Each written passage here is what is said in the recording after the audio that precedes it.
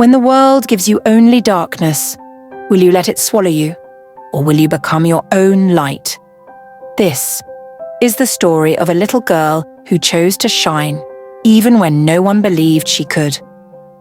Last time, we saw a little girl who was abandoned as a baby, raised by her loving grandmother, only to face cruelty and pain after Grandma left the world. But pain was not the end of her story.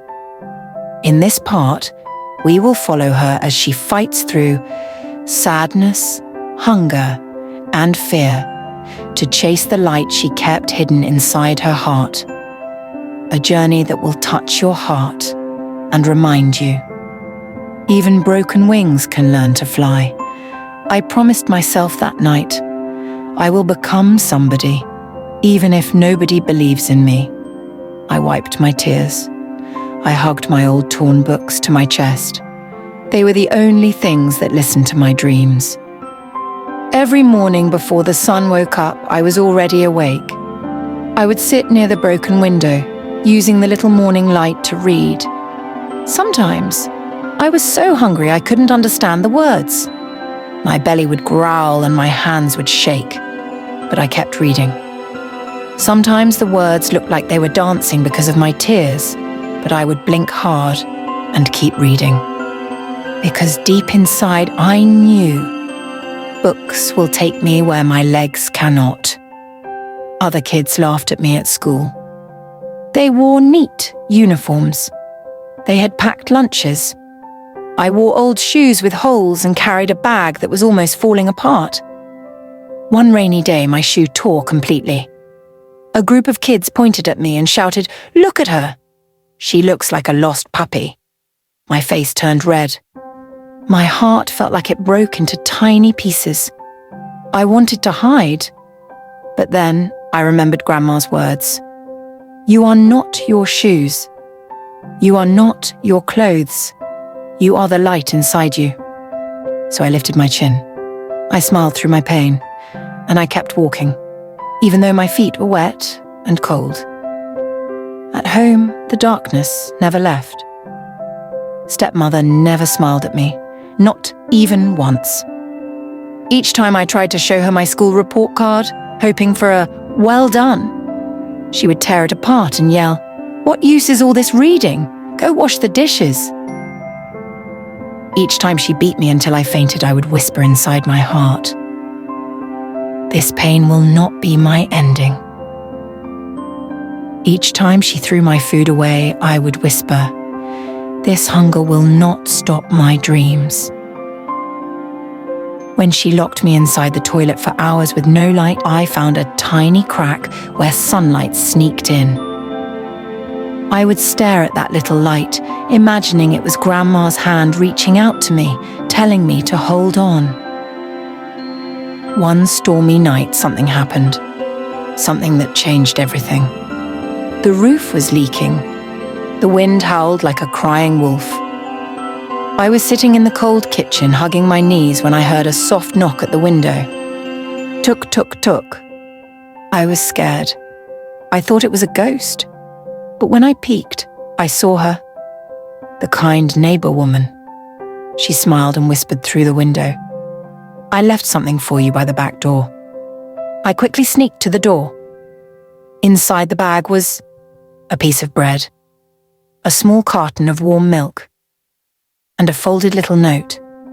The note said, "Keep believing. You are loved. You are important. You will be great someday." Tears mixed with the rain on my cheeks. Someone believed in me. Someone cared. Even if it was just one person, it was enough. That night I promised again. I will not give up. I will become the person they never thought I could be. Time passed. I grew older and stronger. School became my safe place. Books became my best friends. Kind teachers noticed me. Sometimes they would give me extra food after class. Sometimes they would hug me and say, "We're proud of you." Those small kindnesses, they were like rain falling on a dry plant. And slowly, my heart began to bloom. Then came the time for my final exams. At home, the stepmother laughed cruelly. "Do you think you are smart? You will fail just like your useless mother," she shouted. Her words were sharp like knives. But I didn't cry this time. I turned those hurtful words into fuel. At night, I stayed awake by candlelight, whispering math formulas and science facts to myself. Each whisper was a brick, building my bridge to freedom. The day of the big exam came. I wore the same torn shoes, carried the same broken bag, but my heart was filled with fire. As I sat down, I whispered, "Grandma, if you can hear me, guide my hand." And then I wrote, and wrote, and wrote. Each answer was a prayer. Each line was a step closer to my dreams. Weeks later, the results came. I held the paper in shaking hands. I had passed. Not just passed, I was among the top students. Tears spilled down my face. I looked up at the sky and whispered, "Grandma, I did it." The teachers hugged me. Some even cried with happiness. For the first time ever, I felt seen. I felt loved. I felt free. But at home, there was no joy. Stepmother grabbed the result, crumpled it, and threw it in the trash. "Passing silly exams won't change anything. You are still nothing," she shouted. Her voice thundered around me, but inside there was a louder sound now. My own voice. And it said, "I am more than what they call me. I am who God says I am." Then came the miracle. One of my teachers introduced me to a program that helps children like me, children with dreams but no support. They gave me a full scholarship. New books, new uniforms, hot meals, a real place to stay. It felt like stepping out of darkness into bright, beautiful sunlight. I packed my little things, my torn books, the neighbor's note, and my small hopes. I didn't even say goodbye.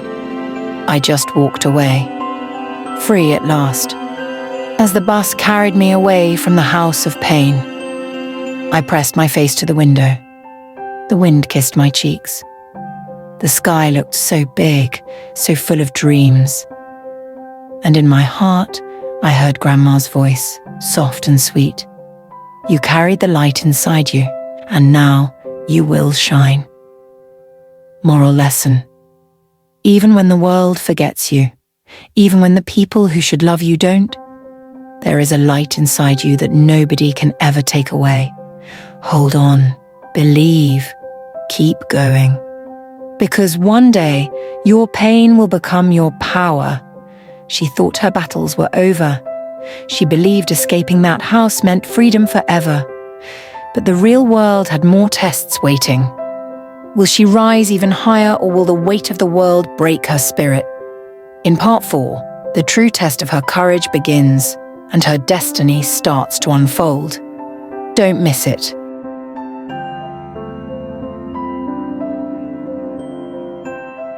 Don't forget to hit that subscribe button and turn on the bell. Part 4 is going to be even more powerful. Thanks for watching. To be continued in part 4.